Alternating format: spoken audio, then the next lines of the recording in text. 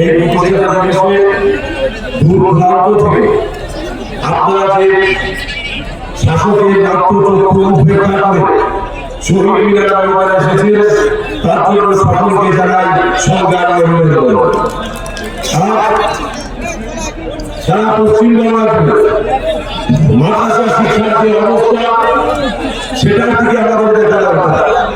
আমরা লক্ষ্য করে দেখেছি এই তৃণমূল সরকার আসার পর থেকে তিনি যে আওয়াজ দিয়েছিলেন, যে বার্তা দিয়েছিলেন পশ্চিমবাংলার আপামর জনসাধারণের কাছে, যে আমাদেরকে ক্ষমতায় নিয়ে আসেন, স্যাচার কমিটির রিপোর্ট বাস্তবায়ন করব, 10,000 মাদ্রাসা স্যাংশন দেব।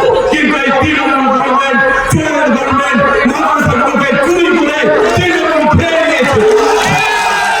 আপনাদেরকে বলতে চাই যে তৃণমূল সরকার সারা পশ্চিমবঙ্গের যে 614টা মাদ্রাসা আছে, এই 614টা মাদ্রাসাকে কিভাবে ধ্বংস করা যায়, কিভাবে শেষ করা যায়, তার প্ল্যান এই তৃণমূল সরকার দিয়েছে।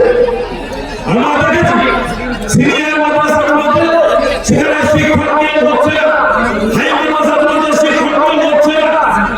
এসএসকে থেকে শুরু করে এসএসকে যতগুলো মাদ্রাসা আছে, কোনো মাদ্রাসার শিক্ষক নিয়োগ নেই। এসএসসি নেই, বিএসসি নেই, মাদ্রাসা সার্ভিস কমিশন নেই। তাই বলবো আপনাদেরকে, আপনারা আমার বাপদাদা 14 পুরুষেরা মাদ্রাসার জমি দান করেছিল, মাদ্রাসায় সন্তানদেরকে পাঠিয়েছিল, আলেম বানিয়েছিল। উদ্দেশ্য ছিল একটাই, তারা আগামী দিন দেশ গঠনের কাজে লাগবে, দেশ গঠনের কাজে তারা নিয়োজিত হবে, সমাজ গঠনের কাজে তারা নিয়োজিত হবে। তৃণমূল সরকার, বড় সরকার সেই মাদ্রাসাগুলো থেকে আজকে হাদিসকে তুলে দিচ্ছে, কোরআনকে তুলে দিচ্ছে, ইসলামিক যে তাদের তনাব্বুর ছিল সেগুলোকে তুলে দিয়ে আমাদের স্কুলের মতো রূপান্তরিত করার চিন্তা ভাবনা এই তৃণমূল সরকার করেছে।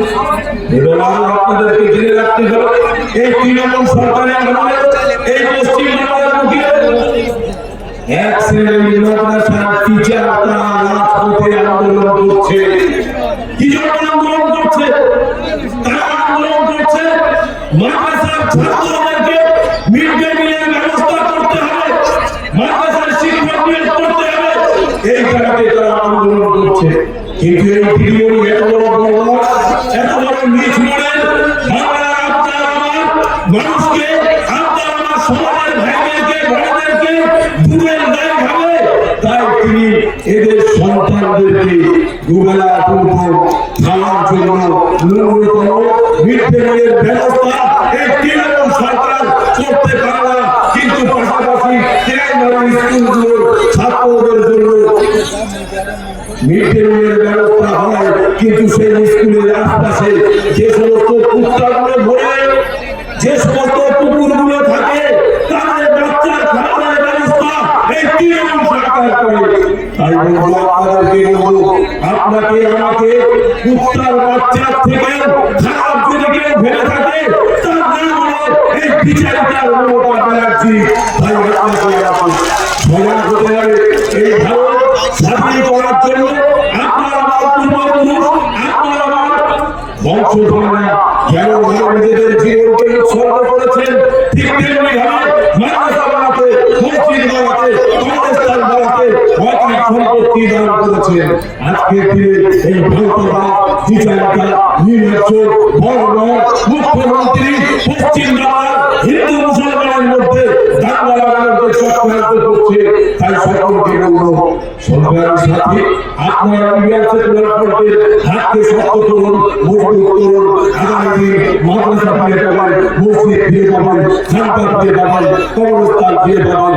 যে যে দল থেকে বেরিয়ে করেন, যে যে সমাজ থেকে বেরিয়ে করেন, তবলিগ, ফুরফুরা, দেওবন্দি, ওয়াহাবি, আনসারি, যত ফিরকা আছে, যত দল আছে, সকলকে বলবো ধীরে থাকতে, জনগণের স্বার্থে, দেশের স্বার্থে মাদ্রাসা বাঁচাতে ঐক্যতা। আজকের এই শহীদের আমাদের থেকে দিলাম পীরকেরা নওশাদ সিদ্দিকী জিন্দাবাদ, ইন্ডিয়া সেকুলার ফ্রন্ট জিন্দাবাদ, আইএসএফ জিন্দাবাদ, ভাইজান আব্বাস সিদ্দিকী জিন্দাবাদ।